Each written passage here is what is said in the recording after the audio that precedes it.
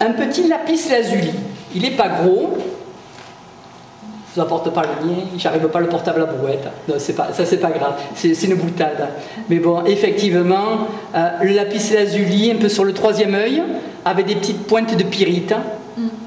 C'est un bon cristal, hein, notamment pour les épilepsies, les éviter. Ça permet de grandes choses quand même. Des petits cristaux de ce type permettent de soigner pas mal de pathologies qui sont plus difficiles par la science moderne de soigner. Sachant que j'encourage tout le monde, ici ou ailleurs, à fréquenter les médecins et la médecine, à utiliser la médecine occidentale. Ça, moi je suis partisan. On peut avoir besoin d'une opération, on peut avoir besoin, on a mal aux dents, on a besoin de morphine, effectivement à un moment. Je pense que c'est important de dire qu'on est complémentaires, de ne pas se mettre en porte-à-faux et de dire son ego, il n'y a que moi, c'est pas vrai, non. La médecine occidentale prioritaire, je le pense sincèrement, c'est du Marco, j'atteste. Marco, il vous dit d'aller voir le docteur et pour compléter, d'utiliser des cristaux. Ça, c'est un peu ma voix VOIE. Et là, c'est important de le dire. Ça ne vous empêche pas d'utiliser des médecines qui vous conviennent. Vous pouvez avoir des médecines homéopathiques, vous pouvez avoir des médecines, pourquoi pas fortes à des moments, on peut avoir besoin de médecines fortes. Vous avez un accident, vous sortez, vous êtes sous la voiture, on va vous faire une chirurgie, on va vous me donner des médicaments. Il ne faut pas dire non, je ne veux pas. Il faut dire oui. On le récupère en se soignant autrement. Voilà. Le lapis lazuli, sur le troisième œil, notamment, ici, entre les deux yeux. Est-ce qu'il y a une pierre qui fait pour toutes sortes de problèmes? Ça existe? Oui. Entre guillemets, c'est une pierre qui est mentale et qui demande beaucoup de respect. Le mental est plus sur le physique. C'est une création. C'est une création, entre guillemets, de l'esprit. Je pense qu'elle peut exister. Mais elle est personnelle. C'est à chacun d'entre nous de la trouver, cette pierre. Et on a toute la vie pour essayer, je pense, si on veut vivre en bien-être, en santé, de la trouver à soi. Voici son pendant de la cornaline pour les quartz CIS, ce qu'on met sur les yeux. Voilà, il y en a deux. Hein. Voilà, il y en a deux.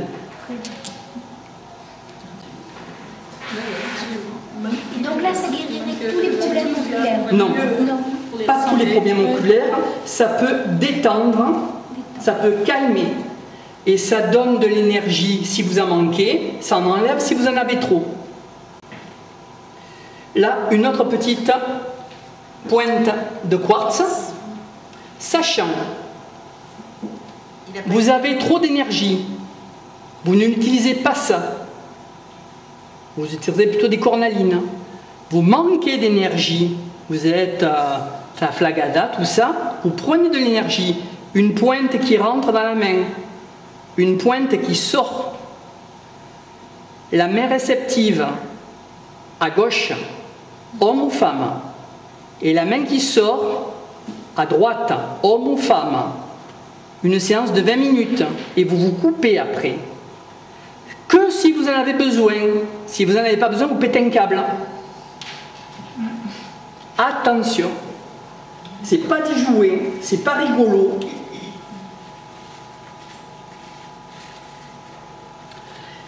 Une petite géode. Alors effectivement, des géodes, vous en avez de tout type.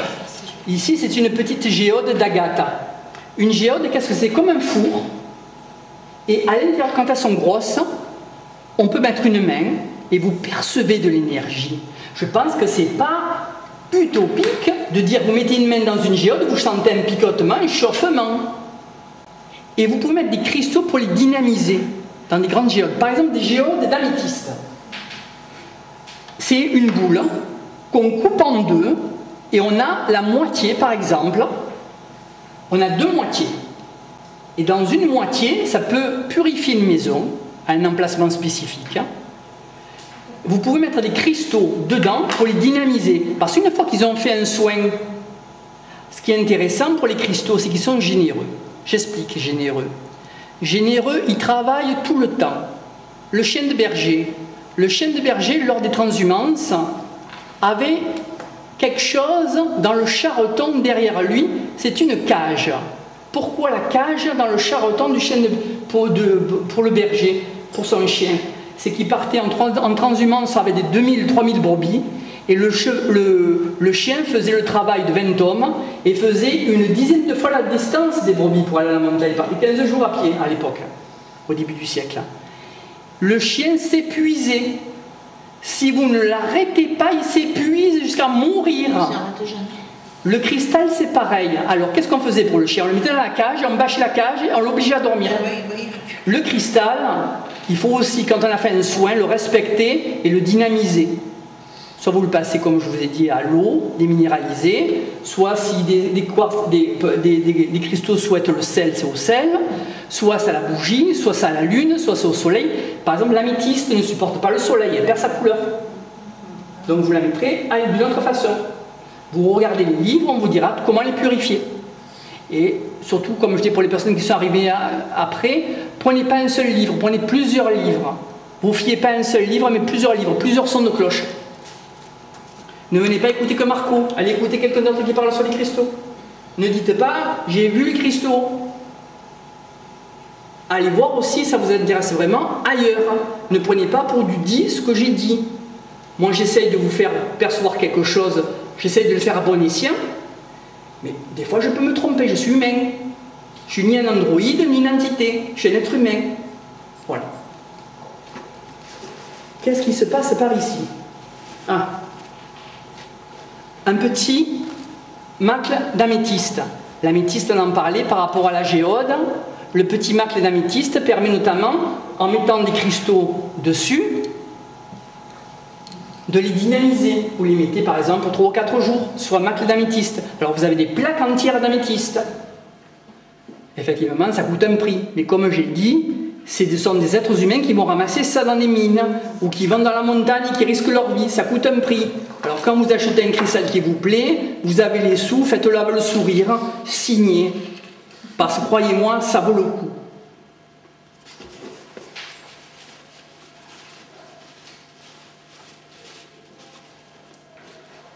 Dans l'améthyste, voici une amétrine.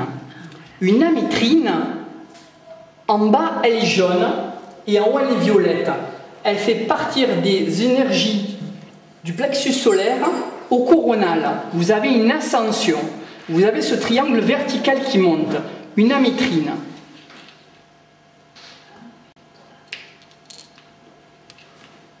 Et d'après vous, quelle est la différence avec l'améthyste? Alors effectivement, c'est un côté énergétique que vous demandez de passer du plexus solaire à un chakra coronal. C'est plus une démarche dans la spiritualité, un chakra supérieur. Sachant que je ne mets pas de péjoratif dans supérieur ou inférieur. Les chakras inférieurs sont tout aussi importants. S'ancrer avec des tourmalines noires sous les pieds.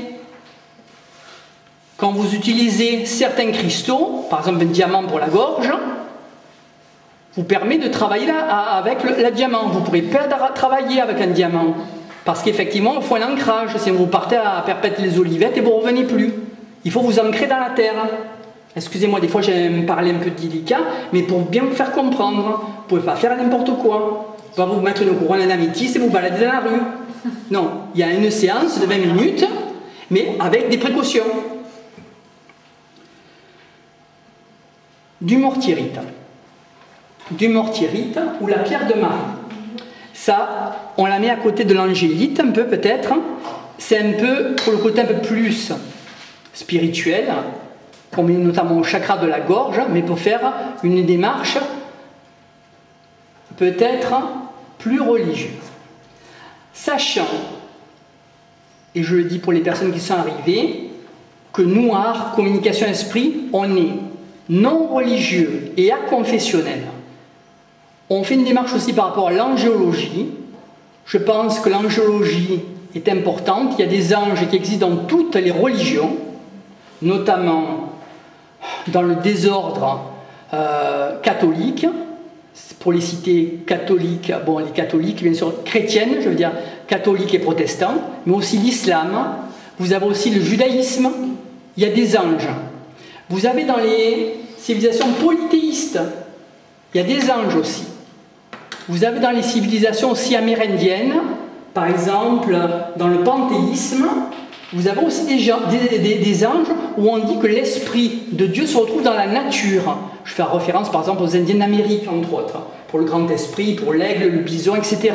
Où chaque animal a un esprit. Mais ils font partie aussi de l'angéologie. Vous pouvez le visionner dans un rêve, entre autres, ça peut vous parler. Là, c'est une démortierite. Sachant que je trouve que c'est intéressant dans les civilisations amérindiennes, c'est que le matin au réveil, on parle de ses rêves. Nous, on dit on boit le café, j'ai pas le temps, tout ça. Eux, ils prennent le temps, oui, prenez le temps, ils parlent de leurs rêves. C'est très important, les rêves. Il y en a qui sont joignés par rapport aux rêves qu'ils font. C'est exact. Alors, la difficulté, c'est l'interprétation. Ah oui. L'interprétation est délicate. Ça peut être une mancie. Si vous n'utilisez pas une bonne formulation ou une formulation sincère, sachant qu'il peut y avoir des rétentions d'informations, vous ne pouvez pas dire tout à tout le monde. Ça, c'est logique. Bien sûr. On ne peut pas vous dire des choses à tout le monde.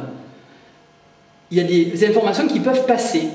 Mais effectivement, l'interprétation, le choix des mots, MOTS, à un moment donné, par rapport à la personne, aura un impact, aura un début de soin, un ancrage pour vous dire quelque chose, mais il faut y mettre les gants. Vous ne pouvez pas dire tout et n'importe comment, à n'importe qui. Non, il faut mettre les gants, il faut avoir du respect et jauger si c'est le moment approprié.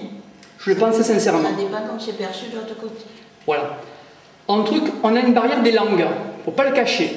Je révise une vingtaine de langues, si bien le chinois, le hongrois, le japonais, les langues occidentales, etc.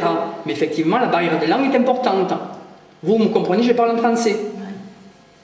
Les autres qui parlent notre langue, ils vont avoir affaire à une traduction. Est-ce que la traduction sera correcte? Les mots MOTS, à un moment donné dans la phrase, placés en PNL, programmation neurolinguistique, ont un impact. Ça aide aussi à transmettre le message. Effectivement, il y a un onde vibratoire, mais il y a un côté un peu intellectuel, entre guillemets, par la parole, qui permet aussi d'accoucher et d'aider. Je le pense aussi, ça doit exister. Si vous avez affaire à une boule de cristal ou un miroir hindou, j'ai une amie qui le fait. Elle a une boule de cristal dans un quartz. Alors c'est un quartz de ce type cristal de roche, mais poli, en sphère. Mais sachant que la pierre à l'intérieur a des inclusions. Il peut y avoir du rutile, des cheveux de Vénus, il peut y avoir des inclusions. Nous, personnel, entre guillemets, en Occident, on utilise des boules de cristal, mais des cristals faits par l'homme. Il peut y avoir des impuretés comme des bulles d'air à l'intérieur. Effectivement, ça n'a pas le même prix. D'accord. Je vais vous expliquer pourquoi le prix.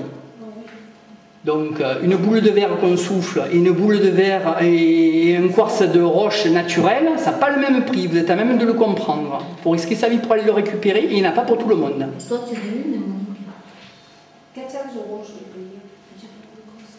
400 sur la ligne. Oui, à titre indicatif, pour reprendre, c'est pas une boutade. J'espère que vous n'avez pas ouvert parce que je ne le prête pas. J'ai des informations personnelles dedans. Ne pas toucher les livres. Mais c'est gentil, mais vous regardez que la couverture, ne pas toucher, s'il vous plaît, parce que j'ai des informations personnelles dedans. Merci. Voilà, simplement pour vous dire que vous avez de la chance. Nous avons de la chance.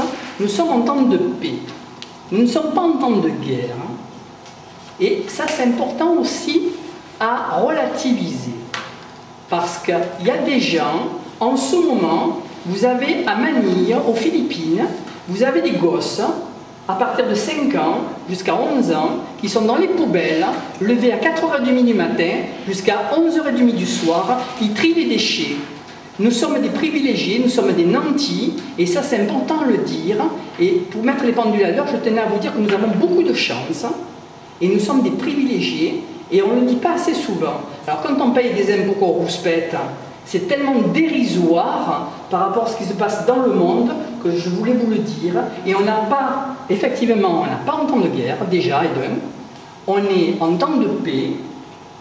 Le tremblement de terre, il n'est pas là. Le tremblement de terre, il peut arriver à n'importe quelle seconde. Ça s'appelle la Pachamama.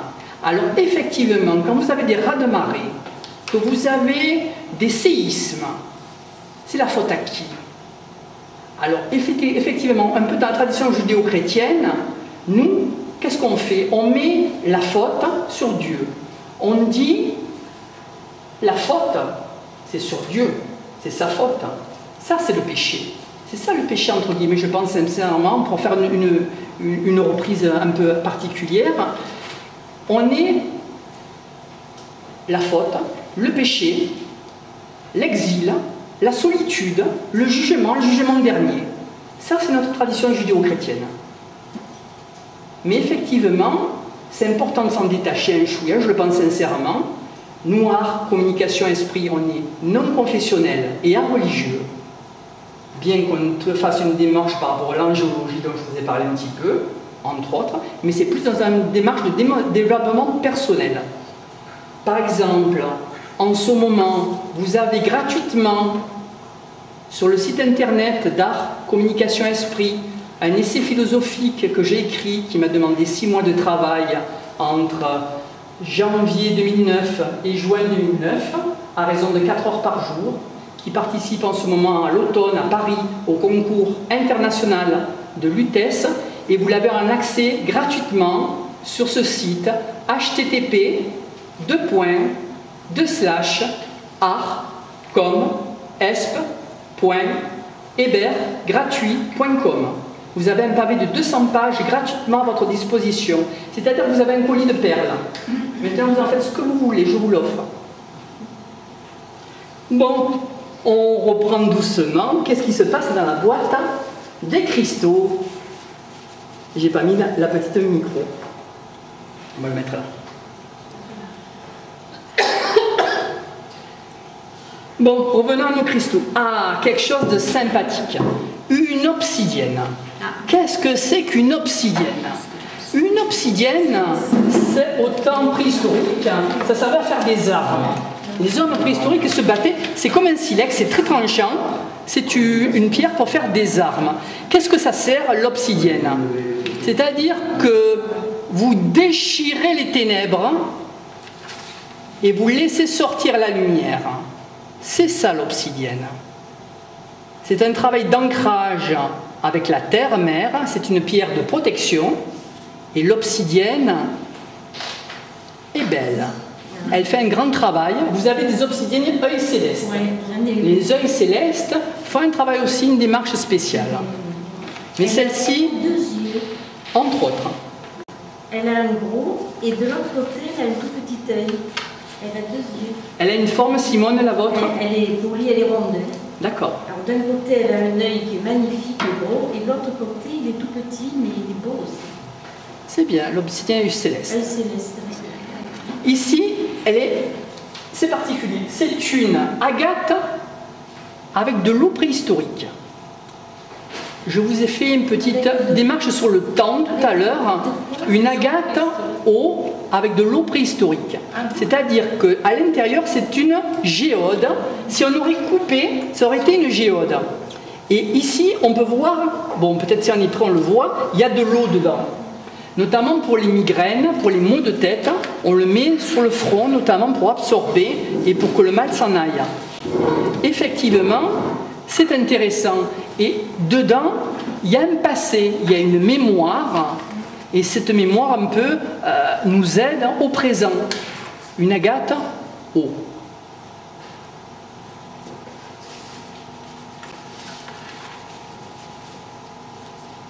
Ah. Alors là, c'est un petit quartz translucide, mais celui-ci est biterminé, c'est-à-dire il a 2 pointes. Et comme je vous ai dit tout à l'heure, nous, entre guillemets, dans la lithothérapie, on a besoin de vous, de la radiesthésie. On a besoin obligatoirement de la radiesthésie. Vous avez 2 pointes. Il y a une polarité qui est négative, une polarité qui est positive. Moi, l'œil nu, je ne sais pas. J'ai des lacunes, je ne sais pas. J'ai besoin de vous, que vous mettiez le pendule dessus, que vous me dites ça c'est le plus, ça c'est le moins, ou l'inverse. Par rapport à un déblocage d'un chakra, par rapport notamment sur le cœur entre autres, pour débloquer quand ils sont plus gros, notamment ces quartz, ça débloque, mais il y a une position. Vous ne mettez pas n'importe quelle position, il y a un positionnement du plus ou du moins. C'est pas le diamant d'Herkimer. Alors celui-là c'est un quartz biterminé. Le diamant de Herkimer existe effectivement, mais effectivement je ne voulais pas mener, non. Vous êtes croyais que ça passionné par les pierres? Ben, ça fait à peu près 10 ans que je suis intéressée et que surtout que je rencontre des gens qui sont intéressés aussi. C'est vrai qu'il y a une ouverture d'esprit de rencontrer des gens. Moi, ça ne me gêne pas d'aller voir des personnes qui ont 80 ans, qui ont 97 ans régulièrement, parce qu'ils ont un grand savoir. Déjà, ça devient des amis, déjà c'est prioritaire. Il y a un échange énergétique qui existe. Et effectivement, on a un échange d'informations, un échange de communication, aussi des cadeaux de cristaux, ou un échange de cristaux ou d'informations tout simplement. Mais effectivement, depuis 10 ans, comment ça a commencé? C'est la question qu'on se pose et qu'on ne peut pas me poser, et que je vous donne la réponse. C'est par la vidéo. Alors c'est vrai que je fais de la vidéo aussi documentaire sur la Provence avec une autre association. Et effectivement, si vous tombez sur le site Art Communication Esprit, vous avez un lien avec un bouton sur témoignages et patrimoine.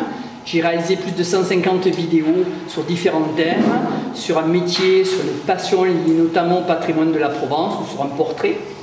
Et effectivement, j'ai rencontré il y a une dizaine d'années des personnes qui faisaient de la lithothérapie, que je suis allé interviewer. En fait, je n'ai pas interviewé, j'ai bougé les oreilles. Là, vous me voyez beaucoup parler, mais d'habitude, je bouge les oreilles. C'est-à-dire, j'écoute, j'ai une écoute active, Simone. Ici, ce sont deux petites pierres, des onyx. Ces onyx, notamment, ils sont petits, mais qu'est-ce qu'ils permettent, entre autres, de se les mettre dans les oreilles quand on a des acouphènes, entre autres. Ça permet que les acouphènes soient résorbés. L'onyx est une pierre noire et blanchâtre, et là, ça me peut préparer propriété que les acouphènes soient résorbés. C'est très difficile, même pour la médecine occidentale, d'avoir la santé de l'oreille. Par rapport à ces acouphènes, il n'y a pas grand chose à faire. La lithothérapie peut vous apporter un soulagement et un bienfait. Effectivement, on est complémentaires. Mais il y a d'autres techniques. Vous avez des bougies d'Inde, c'est-à-dire vous mettez une personne, il faut être deux, une personne qui penche son oreille, qui a mal, qui a un bouchon, il y a quelque chose, on met une bougie qui creuse, on allume en haut, il faut que la personne allume, et tout le mal s'en va au creux de l'oreille. Et là, c'est une bougie qu'on utilise, entre autres, qu'on retrouve dans les maisons diététiques.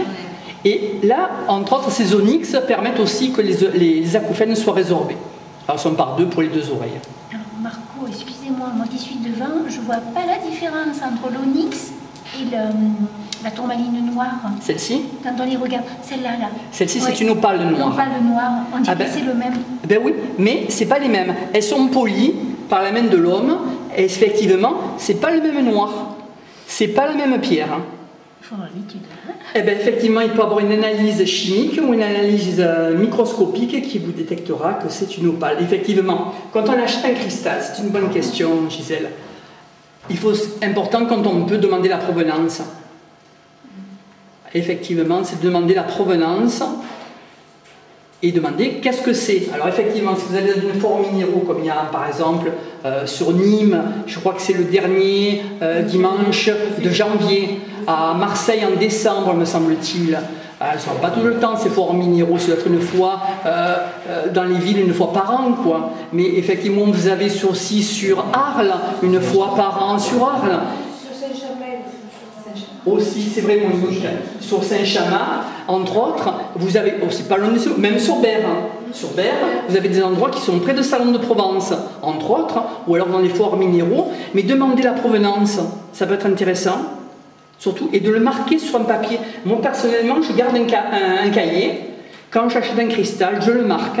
Je marque son nom et sa provenance. C'est déjà le minimum. Non, mais le gars, il peut vous dire n'importe quoi. Effectivement, mais je pense dans l'ensemble, ils ne disent pas n'importe quoi. Je pense que s'ils sont là, c'est un peu par passion. Et effectivement... Si c'est des marchands... Ben oui, mais personnellement, je les connais à peu près presque tous. C'est toujours un peu les mêmes personnes qui viennent. Je pense qu'on peut leur faire confiance. Effectivement, si vous achetez sur Internet, je trouve un bémol. Internet, c'est plus anonyme, mais une fois en minéraux, il y a un côté humain. Vous avez des gens devant vous, vous avez des êtres humains et des êtres humains que vous voyez plutôt peut-être une fois par an, qui vous connaissent, que vous commencez à connaître. Il y a des pierres aussi qui vous proposent nouvelles. Alors c'est vrai, il y a des pierres, comme je vous ai parlé pour, par exemple, le quartz. Le quartz translucide, il a beaucoup d'informations et beaucoup de mémoire. C'est-à-dire qu'il a maturé très longtemps dans le four, à l'inverse d'un quartz fumé ou un quartz opaque, qui eux ont un temps de maturation plus court.